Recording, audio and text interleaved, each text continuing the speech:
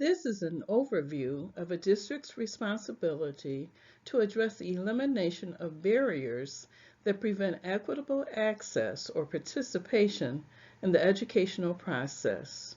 Requirements are provided in Section 427 of the General Education Provisions Act, also known as GAPA. Many consolidated applications are returned for modifications due to the lack of adequate statements that address equitable access. Sometimes the district will indicate that it does not have any barriers. Please keep in mind that some students, staff, parents, and families have specific challenges that impede their program participation. Federal guidance indicates that the following civil rights concerns can create barriers to equitable access that are based on gender, race, national origin, color, disability, or age. Statements are not limited only to these areas of concern because other challenges might exist that are unique to local situations. As you complete this portion of the consolidated application, please carefully review the section in the help document regarding equitable access for information that can assist with successful completion of this requirement. Barriers must be examined as to how they impact three specific groups: students, staff, parents, and families. The district statements should describe the funded program where the barrier exists, specifically identify the barriers to equitable participation, as well as explain how the district plans to address the barriers they've identified.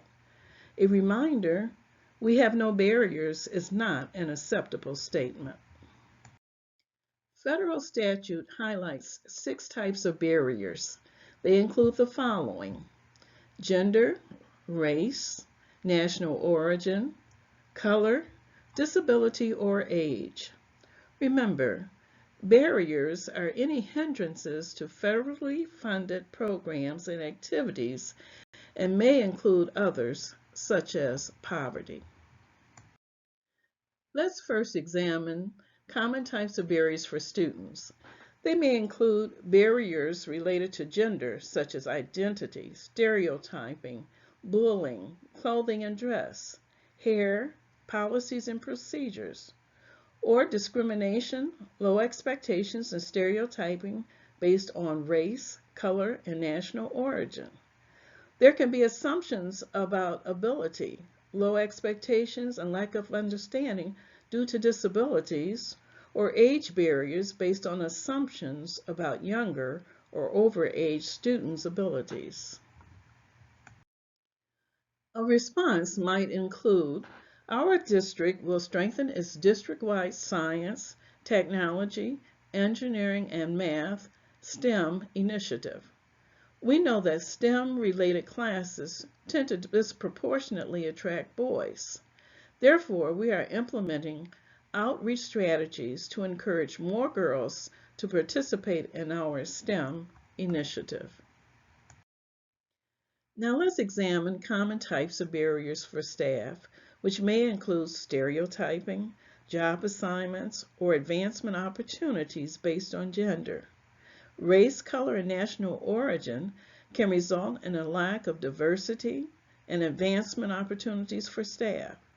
Persons with disabilities can be impacted by location of meetings, assignments, and lack of handicapped accessibility, or age barriers can be caused by policies and procedures, discrimination, hiring, firing, forced resignations, or stereotyping of disabilities. A response might include, "Our district will provide funds for teacher training in the area of cultural sensitivity.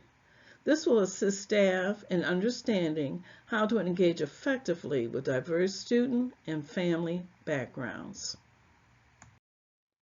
And finally, let's examine common types of barriers for parents and families.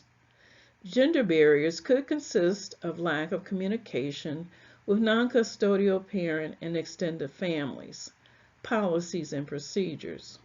Or barriers based on race, color, and national origin can be caused by discrimination, language barriers, or communication. Lack of transportation or handicapped accessibility can create barriers for those with disabilities, and barriers based on age can result in discrimination towards younger or older parents and grandparents or those with lack of accessibility. A response might include, our district will host a parent and family night activity. A significant portion of our students are at or below the poverty level. Therefore, we will provide transportation, child care, and a meal for families to attend the event. We now have time to answer any questions that you might have related to equitable access requirements.